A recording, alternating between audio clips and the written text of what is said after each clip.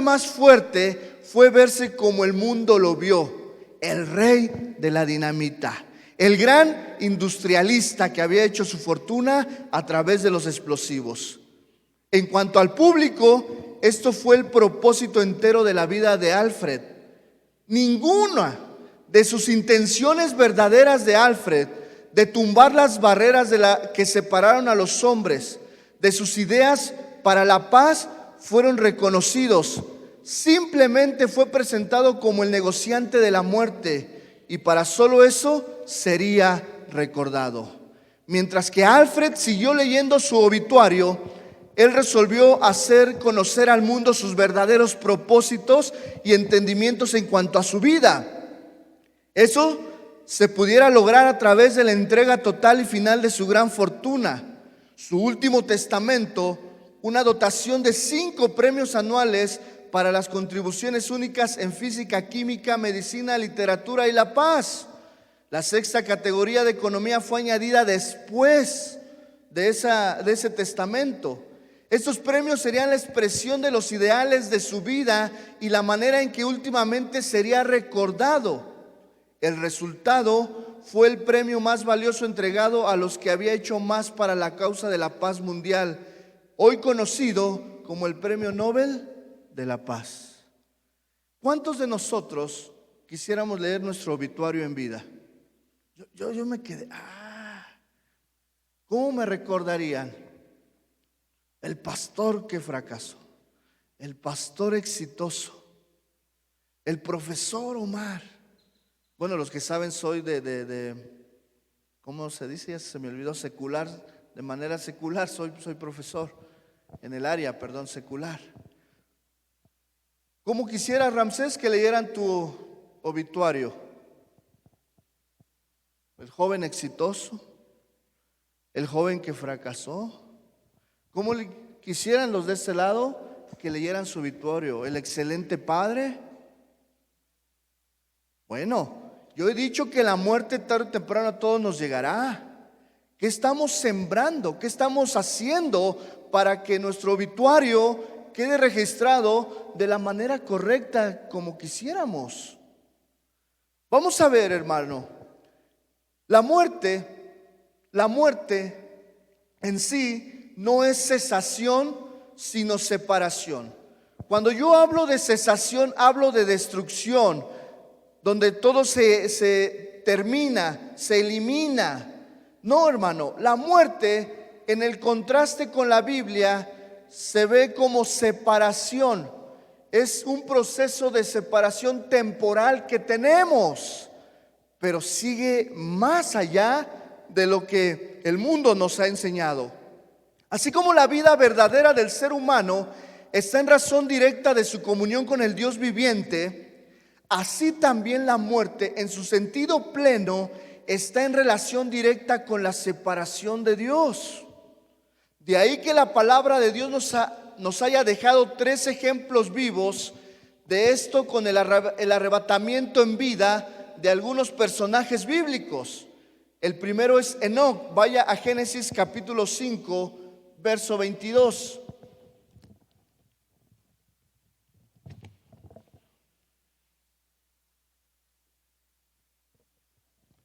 Génesis capítulo 5, verso 22, y dice lo siguiente: y caminó Enoc con Dios, después de que engendró a Matusalén 300 años, y engendró hijos e hijas, y fueron todos los días de Enoc 365 años.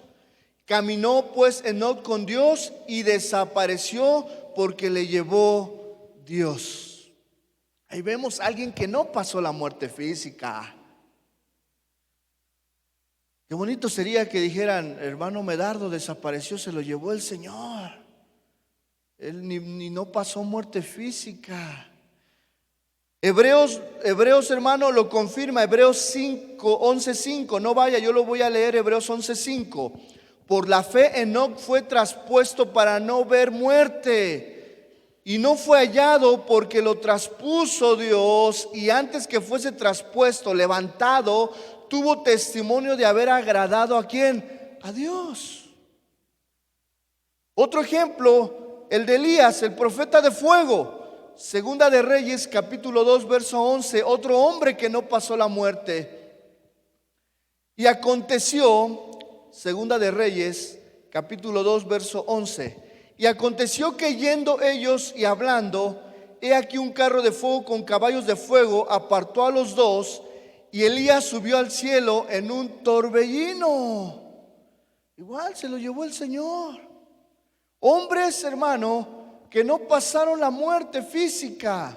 Eso nos enseña, hermano, ese es un tipo del arrebatamiento que la iglesia tarde o temprano pasará. ¿Sabe usted que muchos no vamos a pasar la muerte? Al menos yo sí creo lo que la palabra dice, que un día el Señor vendrá y arrebatará a su iglesia, lo que le conocemos como el rapto. Y muchos de los que hayamos vivido o estemos en ese tiempo, en esa generación, no procederán a la muerte, no pasarán muerte física. Digo conmigo, muerte física.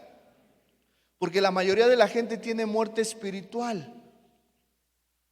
Hermano, al menos hay que estar preparados, sea que muramos o sea que no, que Cristo venga antes. Pero cualquiera de las dos, hermano, debemos de estar preparados. Vamos a ver la raíz de la muerte. La raíz de la muerte es el pecado. La muerte penetró en este mundo desde el fondo del Averno como efecto y de la mano del pecado. Génesis capítulo 2. Génesis capítulo 2, versos 16 y 17.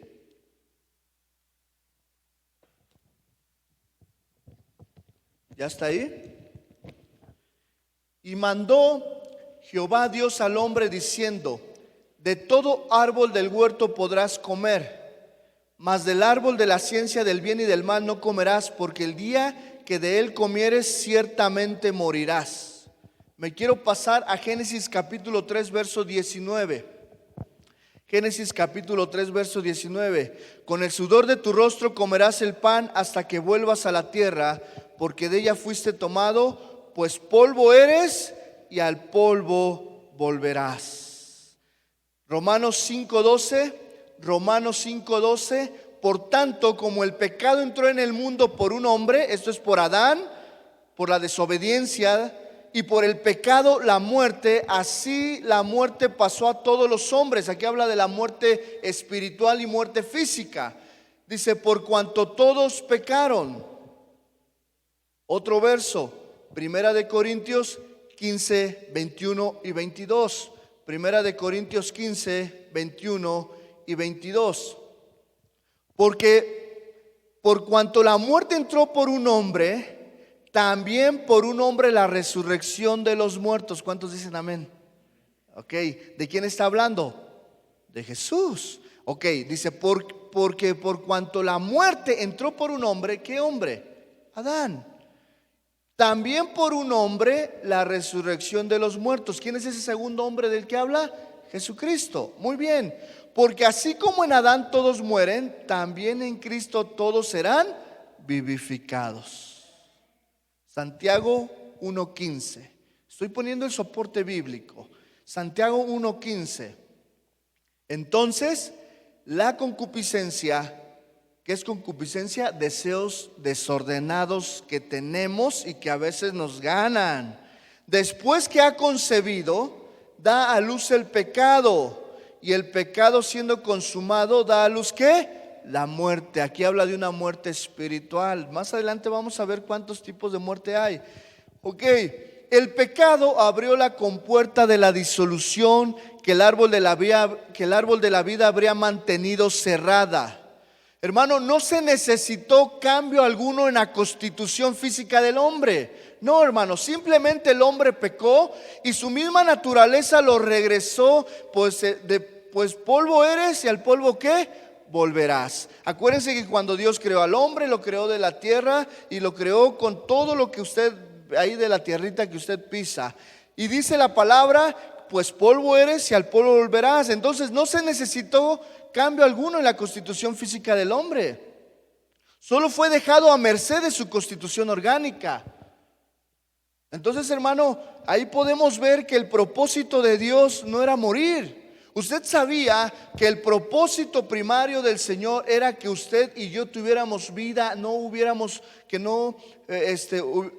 la humanidad no pasara por la muerte física, pero a raíz de la desobediencia por el pecado, hermano, tenemos muerte física y muerte espiritual.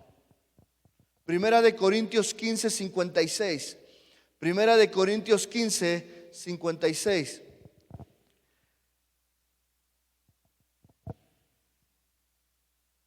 Ya que el aguijón de la muerte es el pecado y el poder del pecado, la ley. ¿Cuál es el aguijón de la muerte, hermano?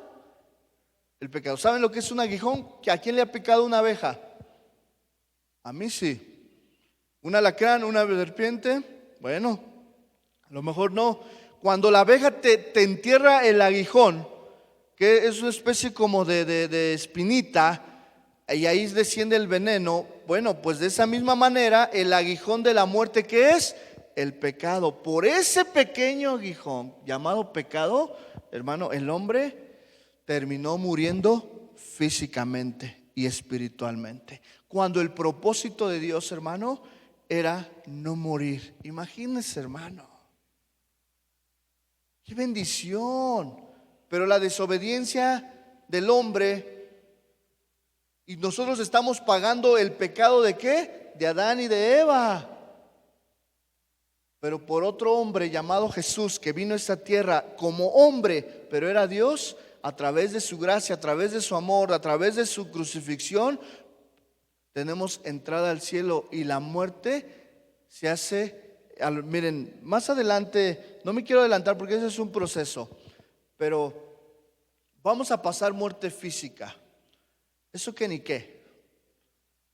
Pero la muerte espiritual, Cristo la ha hecho reversible a través del sacrificio. Romanos 6:23. Vamos a ver cómo le llama el apóstol Pablo al pecado. Romanos 6:23. Porque la paga del pecado es muerte, mas la dádiva de Dios es vida eterna en Cristo Jesús, Señor nuestro. Aquí habla de muerte espiritual, pero también habla de en un contexto histórico, de una muerte física. Dos observaciones nos ayudarán a comprender lo siniestro de dicha afirmación. Mira, vamos a ver. Dice, mientras la vida eterna, diga conmigo, vida eterna, es un don de Dios, del griego carisma, don útil para comunidad, un regalo, algo que se disfruta en privado. La muerte es el salario con que el enemigo paga por pecar, es decir, por obrar mal. Pero aquí no hablo de la muerte física, no se confunda, sino la muerte espiritual. Porque la muerte física, les hago la pregunta, ¿los cristianos pasaremos muerte física? Sí, aunque no era el propósito de Dios la muerte física. No era el propósito de Dios morir. Sin embargo, a raíz del pecado, la consecuencia fue una muerte física. Pero la muerte más condenatoria, por así decirlo, es la muerte espiritual. Pero es a través del don de Dios, de la salvación, hermano, que nosotros hacemos reversible esa muerte y pasamos de muerte a vida. Sin embargo, muchos morirán físicamente. Hermano, aquí vamos a estudiar esta palabra, porque la paga del pecado es muerte. La palabra paga en el griego, hermano, aquí en el griego es otra palabra que es opsonia. Y esta palabra paga del griego opsonia tiene que ver con paga en especie. Di conmigo, paga en especie. Ok, vamos a ver que en la Biblia encontramos diferentes definiciones de salario o pago. Vamos a Hechos 1:18 para poder entender por qué la paga del pecado es muerte. Hechos 1:18.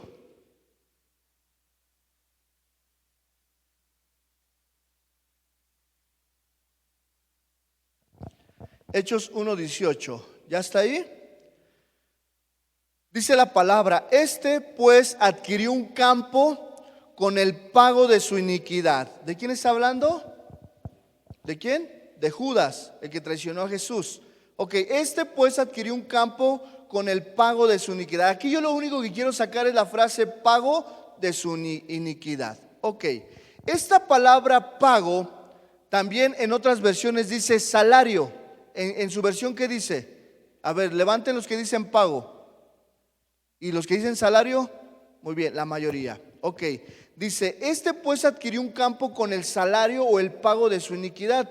¿Qué hizo Judas? ¿Vendió a quién? Al maestro. Y al vender al maestro le dieron un montón de moneditas, bueno, mínimas monedas le dieron ahí. Y con esas monedas, con el pago de su iniquidad, aquí compró un campo en donde se quitó ¿qué? La vida. Dice la palabra, dice: y cayendo de cabeza se reventó por en medio y todas sus entrañas se derramaron. O sea, ve la conciencia de este hombre al haber vendido a su maestro, al Señor de señores, a Jesús. Pero bueno, aquí lo importante es la palabra pago salario en este tema. Y aquí la palabra pago salario es diferente al que leemos en Romanos 6:23. Aquí en el griego es la palabra mitzos, que quiere decir paga por servicios por medio de monedas de aquel entonces. No es lo mismo decir, véndeme tu Mac. ¿Cuánto? No, pues mira, te voy a dar 7,000. Ahí le doy sus 7,000 en monedas. Pero a lo mejor yo le digo, pero oye, te lo pago en especie. Mira, ahí tengo un caballo, una vaquita. No, están buenísimas. Te van a servir en Nicolás. Eso es diferente. Un pago en monedas y donde dice: porque la paga del pecado es muerte, tiene que ver con un pago en especie. Pregunta, hermano, ¿cuál fue la paga del pecado en especie? Muy bien, vuelvo a repetir. ¿Cuál fue el pago del pecado en especie? La muerte. No fue en monedas, fue en especie.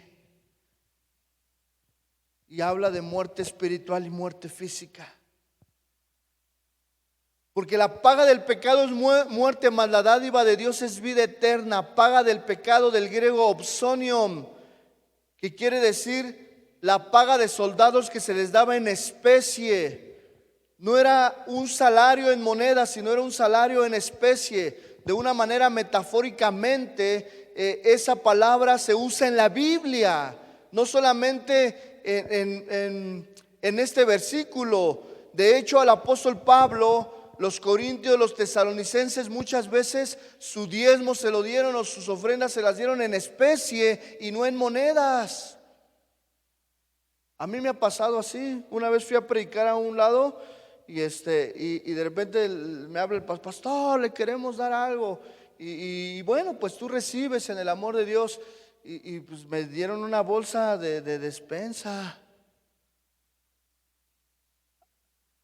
Yo recuerdo que fui compartista y de repente me habla uno de los diáconos de aquella congregación y me dice: hermano, pastor, fíjese que hemos sentido aquí los diáconos en entregarle esta despensa. No, una despensota. Lo bueno que traía carro. Y ahí fue en especie. Para que usted entienda, ¿verdad? No es solo el cuerpo, sino el hombre entero el que muere. Ponga mucha atención, hermano. Muchas veces pensamos que solo es el cuerpo, pero no, sino el hombre entero el que muere. El ser humano es una unidad de existencia, vida y destino. Di conmigo: vida, destino. De modo que no es solo el cuerpo el que muere, sino que muere el hombre mismo. El hombre entero se perdió. Es por eso que el hombre entero necesita ser salvo. Cuando yo hablo del hombre entero, es que estamos constituidos de cuerpo, alma y espíritu. ¿Qué es lo que es juzgada? ¿El cuerpo o el alma? El alma. El espíritu es la vida que Dios nos da. Cuando el ser humano muere, el Padre de los espíritus se lleva a los espíritus. Y el alma es la que es pasada una vez de la muerte. El que muere sin Cristo es llevado a un lugar de tormento, y el que muere en Cristo es llevado a la presencia del Señor en espera de la redención que todavía no se cumple. Pero ponga mucha atención, hermano. Es el hombre entero el que necesita salvación. Somos todos. Muchos están muriendo hoy en día y están están siendo llevados a un lugar de tormento. Pero muchos otros están muriendo en Cristo y están siendo llevados, trasladados a un lugar de bendición, de gozo, de presencia de nuestro Dios, esperando la redención. Ahorita adelante vamos a ver cuál es la redención, en qué momento viene. Pero es el hombre entero el que necesita de Cristo. Solo en el sentido de la sinonimia que la Biblia misma establece entre alma y persona, se puede hablar de la salvación del alma. No es algo nuestro lo que se pierde o se salva, sino que somos nosotros mismos los perdidos y necesitamos de la salvación. Es en el alma donde tienes el entendimiento, el conocimiento. Este cuerpo simplemente nos sirve de soporte. Es lo de adentro, lo que es juzgado, donde sentimos la voluntad, las emociones están en el alma. El dolor físico, bueno, está aquí, pero realmente es el alma el que tiene las emociones, la voluntad. Por eso David decía: bendice alma mía mi Señor. Este cuerpo, del polvo fuimos creados, y al polvo ¿qué? Regresaremos. Un día el Señor levantará esos cuerpos nuevamente, pero en el tiempo de la redención. Todavía no se cumple. ¿Cuántos de ustedes han despedido a un ser querido? Es difícil, ¿verdad? ¿Cuántos esperan el día de la redención para volverle a ver? Pero ¿cuántos se han ido sin conocer de Cristo? Hermano, esa es otra verdad dolorosa de solo pensarlo. Por eso los que estamos aquí no pierdan la oportunidad de la salvación que es en este momento. No pierdan la oportunidad, hermanos, de conocer de Cristo, de entregar su vida a Cristo. Por cuanto todos pecaron, dice la palabra, estamos destituidos de la gloria de Dios.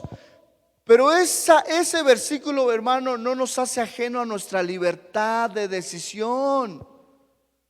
El hombre tiene libre albedrío, libertad de decidir entre la vida y la muerte.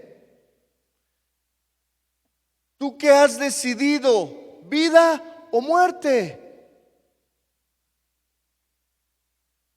Estamos destituidos completamente. El hombre no puede salvarse a sí mismo, esa es una verdad. Pero también hay otra verdad, que hay libre albedrío, libre decisión. Si tú vas y le predicas a alguien inconverso, pues él está destituido de la gloria de Dios, como lo estuvimos tú y yo años atrás. Pero no está exento de su decisión. Dice: no, para la siguiente, luego te acompaño, luego me invitas. Hay mucha gente que está decidiendo por la muerte, voluntaria e involuntariamente. Así como muchos llegaron al Señor involuntariamente y otros voluntariamente, lo mismo, hay mucha gente que se está perdiendo, se está muriendo involuntariamente y voluntariamente en sus propias decisiones. Por eso el proceso de la redención efectuada por Cristo tuvo que hacer reversible todo el proceso de la muerte espiritual, mas no la muerte física, y más adelante lo vamos a ver, hermano. No solo murieron, sino también resucitarán, hermano, para que el hombre pudiese ser salvo. Cristo murió y resucitó, hermano, y de la misma manera nosotros vamos a morir y vamos a resucitar físicamente. ¿Quién es el primero que ha resucitado de entre los muertos? Cristo. Imagínate, hermano, la escena cuando venga Cristo, se irá una trompeta, los muertos en Cristo se levantarán de sus tumbas. Imagínate, hermano, con el simple ADN, muchos dicen, pero pastor, hay muertos en Cristo desde hace 1000 años. Pues hermano, para Dios nada es imposible. Se levantarán las tumbas, todos los que murieron en Cristo, su cuerpo será levantado y unido a sus almas que están en el cielo. Y los que estemos en ese momento, hermano, firmes en el Señor, nos iremos y nos encontraremos a nivel de las nubes. Esa no es la segunda venida de Cristo, no la confunda. La segunda venida de Cristo es otra. Regresaremos con Él a reinar a esta tierra. El arrebatamiento es a nivel de los aires, pero dice que los muertos en Cristo resucitarán primero. Imagínate, hermano, la gente cómo va a ver las tumbas. ¿Qué explicación va a tener el gobierno, la Organización Mundial de la Salud? Los de la élite, los del orden mundial, ¿qué van a decir en ese momento? No, pues se los llevaron los extraterrestres. No, muchos van a poder reconocer que era verdad lo que la Biblia decía.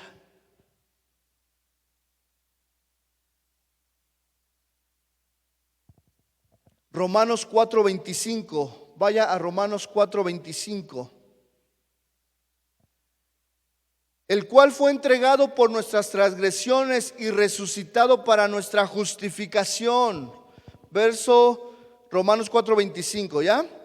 Luego de ahí me paso a Primera de Corintios 15:15. Me voy rápido, hermano, porque tenemos ya la segunda reunión a la puerta, ¿verdad? Y somos hallados falsos testigos de Dios. Primera de Corintios 15:15.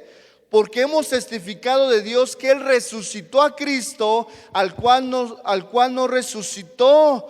Perdón, dice, y somos hallados falsos testigos de Dios, porque hemos testificado de Dios que Él resucitó a Cristo, al cual no resucitó. Si en verdad los muertos no resucitan, es decir, nosotros, porque si los muertos no resucitan, tampoco Cristo resucitó. Y si Cristo no resucitó, vuestra fe es vana y aún estáis en vuestros pecados.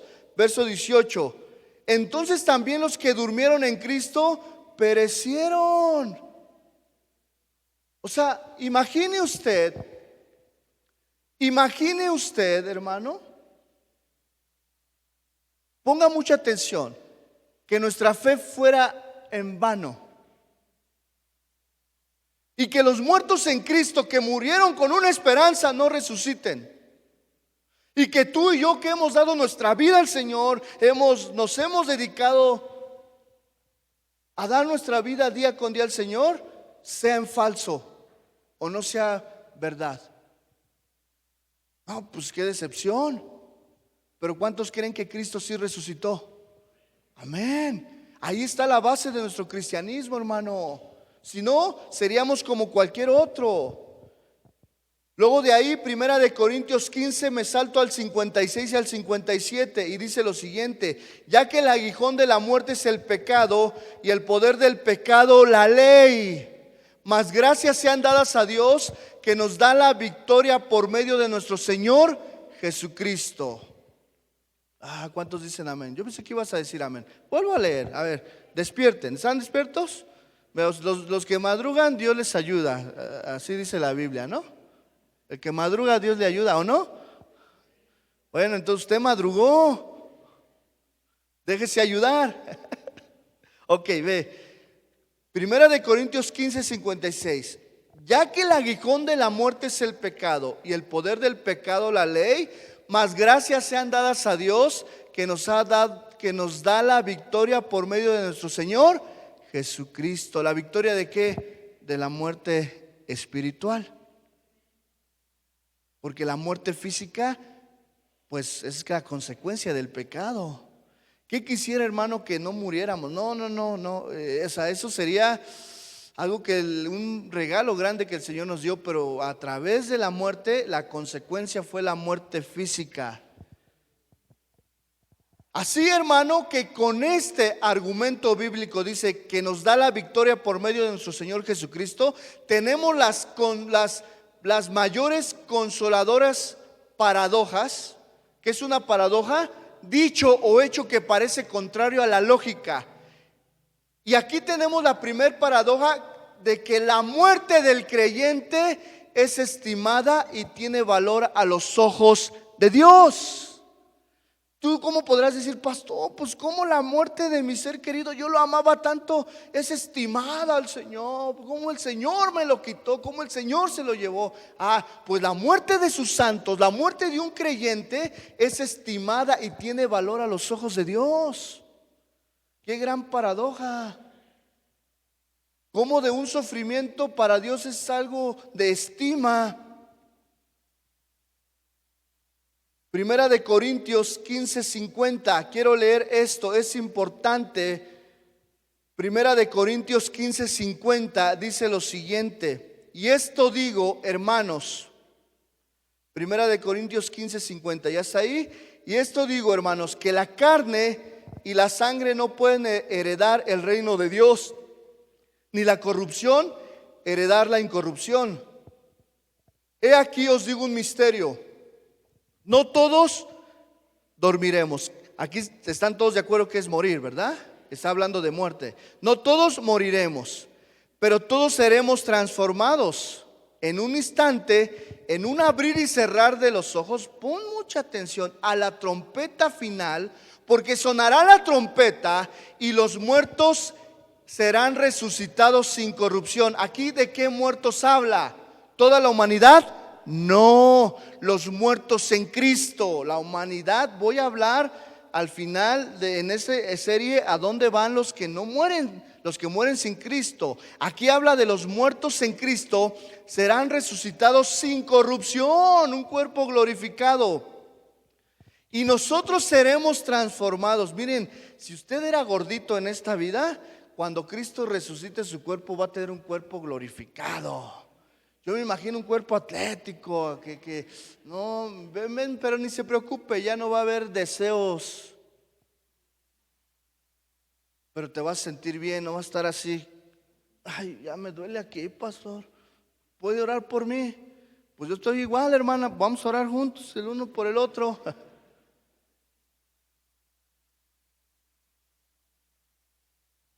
Porque es necesario que esto corruptible se vista de incorrupción y esto mortal se vista de inmortalidad. Y cuando esto corruptible se vista de incorrupción y esto mortal se vista de inmortalidad, entonces se cumplirá la palabra que está escrita: sorbida es la muerte en victoria. Es decir, la victoria le ganó a la muerte. Pero ¿cuál es la victoria? La de Cristo a través de nosotros. ¿Dónde está, oh muerte, tu victoria? ¿Dónde está, oh muerte, tu aguijón? Pues el aguijón de la muerte es el pecado y el poder del pecado es la ley. Pero gracias a Dios que nos da la victoria por medio de nuestro Señor Jesucristo. Así que, hermanos míos amados, estad firmes, di conmigo firmes, y constantes. A ver, ¿por qué el Señor dice firmes y constantes? Porque Él sabe que en la vida cristiana muchos tropiezan y muchos abandonan la fe al final del día. Pero el Señor dice firmes y constantes, no se desanimen, abundando siempre en la obra del Señor, sabiendo que vuestro arduo trabajo en el Señor no es que en vano. Ayer le decía, lo voy a decir a Charlie. Salió la broma y me dice, estoy bien cansado. Le digo, pues ¿qué? ¿Ya quieres tirar la toalla? Y me dice, y no me contestó por un buen rato. Diríamos, me dejó en visto, ¿no? Y yo agarré y le dije, mira, ve y tira la toalla al trabajo. Le puse así, ve y tira la toalla al trabajo. Y dedícate al Señor, porque el trabajo del Señor no es en vano. Nada, es así un calidad. Él está en un proceso. Y hay que orar por ellos, porque no es fácil, ¿verdad? Ir a Querétaro no es fácil.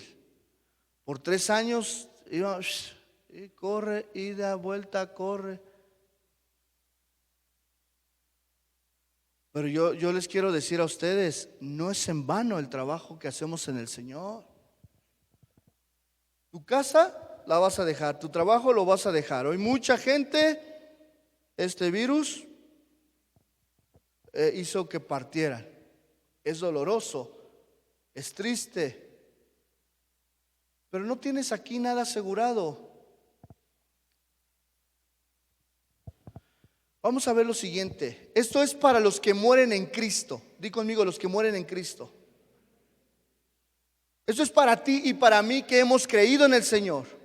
Y vean, hermano, es aquí donde debe de salir al final de la conclusión que no debemos de temer a la muerte. Yo sé que este cuerpo físico tiene miedo a enfermarse, tiene miedo a morir. Yo mismo, hermano, también tuve miedo en algunas ocasiones a que se enfermaran mis hijos, a que me enfermara yo. Y pasan los días y digo, Señor, gracias porque nos has guardado. Pero pues ustedes saben, todos traemos cubrebocas, ustedes saben que el virus sigue ahí. Y bueno, esa es una forma de morir, pero hay más, un accidente, un paro cardíaco, respiratorio, hay muchas formas de morir, pero pon atención porque esto te debe de dar a ti más fe. Los muertos en unión con el Señor son llamados dichosos. Me voy rápido, Apocalipsis 14:13. Y oí una voz del cielo que decía, escribe, bienaventurados los muertos que de aquí en adelante mueren en el Señor. Di conmigo, ¿mueren en quién? En el Señor. Sí, dice el Espíritu, para que descansen de sus arduos trabajos, pues sus obras les seguirán. ¿Cuánto tiene que murió tu mami? Bueno, es mi suegra. 4 años. Sus obras le seguirán. Ahora, no estoy diciendo que se va a salvar por las obras, no, pero ella murió en Cristo. Está mejor que nosotros. No está padeciendo hambre, frío, persecución, temor. No, todos tus familiares que han muerto en Cristo están en una mejor vida, esperando la redención, esperando que su cuerpo salga de sus tumbas. La otra vez le decía, bueno, cada quien decide, hay quienes se entierran, hay quienes hacen cremación y hay quienes tienen sus, ¿cómo le llaman? Urnas. Y yo le decía a mi cuñada y a mi esposa, el día que se levante esa urna y explote, espántense porque ustedes se quedaron, Pero si explota y se levanta esa urna y en ese momento ustedes son levantados, glorifiquen al Señor. ¿A poco no sabía esto? Por eso estoy dando esta serie. Los muertos en Cristo se les dice dichosos, porque el Señor dice, bienaventurados los muertos que de aquí en adelante mueren en el Señor, porque descansarán de sus arduos trabajos, pues sus obras les seguirán.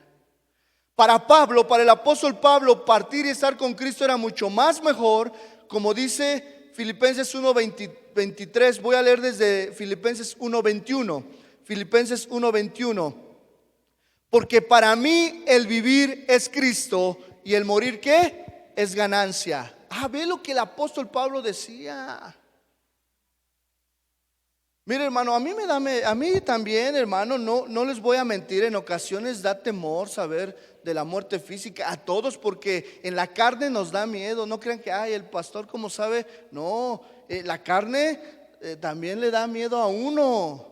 Hace unos días cuando empezó esto yo le dije, mira, Abby, si nos llega a dar a ti, a mí, a la familia y Dios tiene a bien llevarse a alguien de la familia, vamos a confiar en la palabra del Señor. Vamos a confiar en que dichosos son los que mueren en Cristo. Lo malo es cuando aquel que muere estás en Cristo, es una desgracia. A mí me ha tocado ir a lugares a llevar un servicio fúnebre, a lugares donde el que murió era inconverso. Yo limito por sabiduría hacia dónde está. Trato de dar consolación más a la familia, pero yo me limito, porque esa es otra verdad. No te confundas, no te hagas argumentos en tu querer sentirte bien hacia los que mueren sin Cristo. Mejor actúa ahorita y predícales el evangelio. Mejor sal de tu comodidad y predica el evangelio. Yo no me voy a cansar, hermano, de extender el evangelio aquí en toda esta región. Me salí del trabajo secular para que las palabras se extendieran más, para que el Señor nos usara. Tenemos los medios, hoy por Facebook, hoy presencial, al rato por YouTube, hermano, para que la palabra llegue a cada uno. Y los que nos están escuchando, que no han entregado su vida a Cristo, puedan entregarla. Porque si no es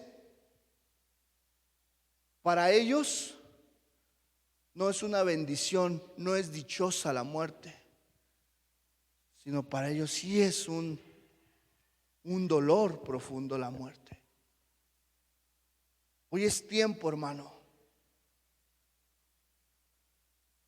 Pero si el vivir, dice el apóstol Pablo, en la carne me sirve para una obra fructífera, ¿cuál escogeré? Dice, no lo sé. Él decía en el verso 23, me siento presionada por ambas partes.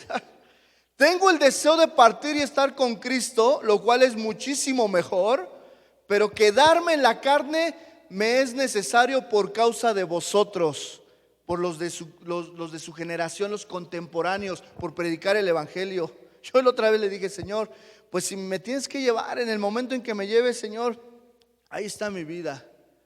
Yo sé que tendrás el cuidado de mi esposa, de mis 2 hijos. Si no los veo crecer, Señor, bueno, tú me los encontraría ya. Dame esa dicha, Señor, de que ellos en su adolescencia puedan poner su vida en un equilibrio, en un balance y fijarse en ti.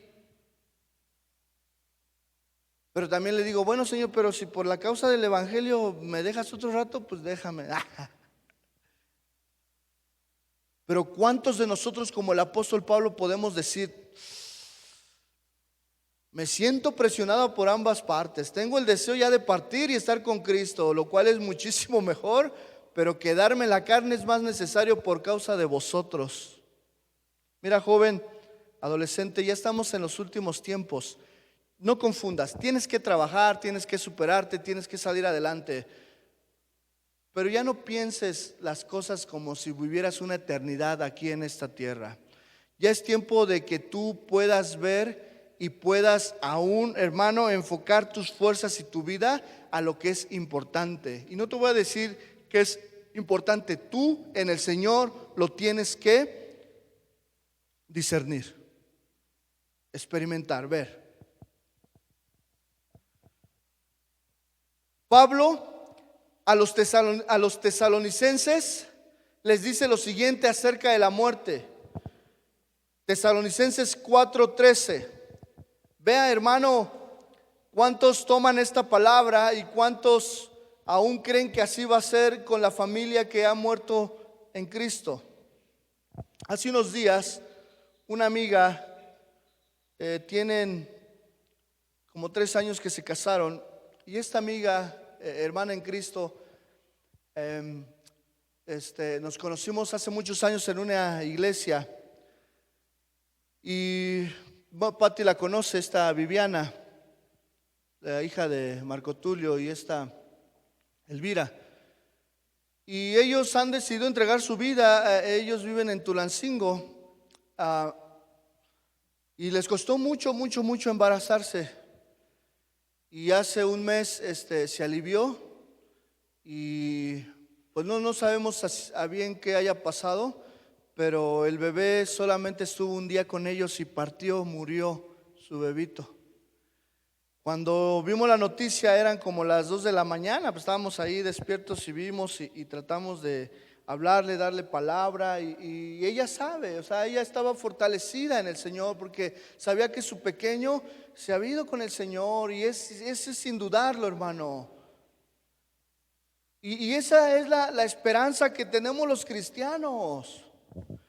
Esa es la esperanza que tenemos nosotros, está en la Biblia. Y yo veía cómo, qué fortaleza el Señor le estaba dando a mis amigos en ese momento. que hasta mi esposa no la conoce porque fue de años atrás. Y yo le platiqué y me dice, ay, qué fuerte. O sea, porque veía los mensajes que nos regresaba y la fortaleza que Dios le estaba dando en ese momento. Pero es en base a confiar en la palabra. Es en base a estar firmes y constantes en la palabra. Dice la palabra, tampoco queremos, hermanos, que ignoréis acerca de los que duermen o los que han muerto, para que no os entristezcáis como los que no tienen esperanza. Porque si creemos que Jesús murió y resucitó, de la misma manera Dios traerá por medio de Jesús y con él a los que han dormido. Pues os decimos esto por palabra en el Señor. Nosotros que vivimos, ve el contexto del apóstol Pablo en aquellos tiempos. Nosotros que vivimos, que habremos quedado hasta la venida del Señor, de ninguna manera precederemos a los que ya durmieron. Porque el Señor mismo, ponga atención, descenderá del cielo con trompeta de Dios, con voz de arcángel, con aclamación, con voz de arcángel, con trompeta de Dios, y los muertos en Cristo resucitarán primero. Luego habla, él pensó que Cristo ya venía en aquel entonces. Luego nosotros, los que vivimos y habremos quedado, seremos arrebatados juntamente con ellos en las nubes. La frase esa, luego nosotros, los que vivimos, los que habremos quedado, habla de los que no pasaron por muerte física. Ahora, el apóstol Pablo ya murió. ¿Él en qué grupo entra? En los que serán ¿qué? Levantados, ¿no? En los muertos que serán levantados. Digo, si Cristo viene ahorita, esta frase es para nosotros. Luego nosotros, los que vivimos y habremos quedado, seremos arrebatados juntamente con ellos en las nubes para el encuentro con el Señor en el aire, y así estaremos siempre con el Señor. Por tanto, alentaos los unos a los otros con estas palabras. ¿Cuántos dicen amén? Ponte de pie y vamos a orar.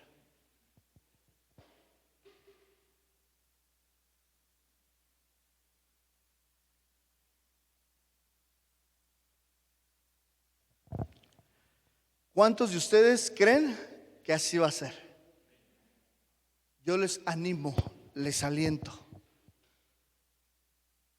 Miren, hermano, yo no sé si usted me vea morir a mí o yo a usted.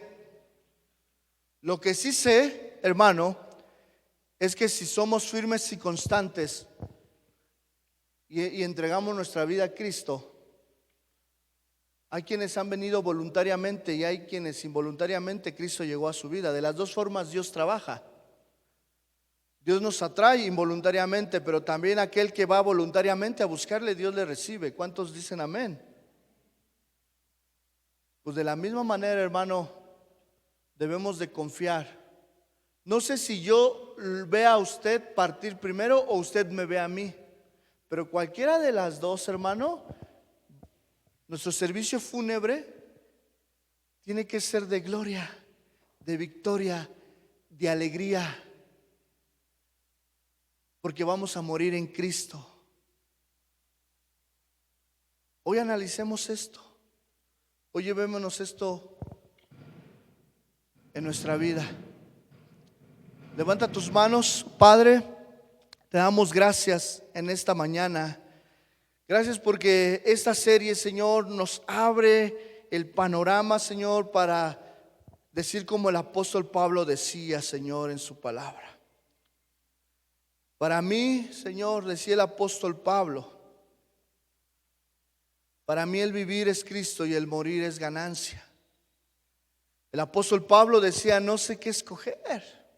Él sabía que partir con el Señor era mucho mejor, pero a causa del evangelio, él decidió que, Señor, él decía, pues Señor, si tú me quieres dejar a causa del evangelio, que así sea. Padre, gracias te damos. Cuando llegue el día, Señor, de nuestra muerte, lo digo por mí, por los que estamos aquí, por los que nos están oyendo. Cuando llegue el día de nuestra muerte, mía, de algún familiar, de algún hijo, de algún padre, de algún abuelo, tengamos siempre conscientes que cuando muere en Cristo, Señor, lo volveremos a ver. Pero si nuestra familia es inconversa, no conoce, y es tiempo, Señor, de levantarnos, es tiempo de sacudirnos y llevar el evangelio, Señor. De antemano sabemos, Señor, que muchos, Señor, no van a recibir el evangelio. Pero gracias, Señor, por los que estamos, Señor, en el camino. Ayúdanos a ser firmes y constantes en el nombre de Jesús. Amén y amén. Ok, escuche mis indicaciones. La salida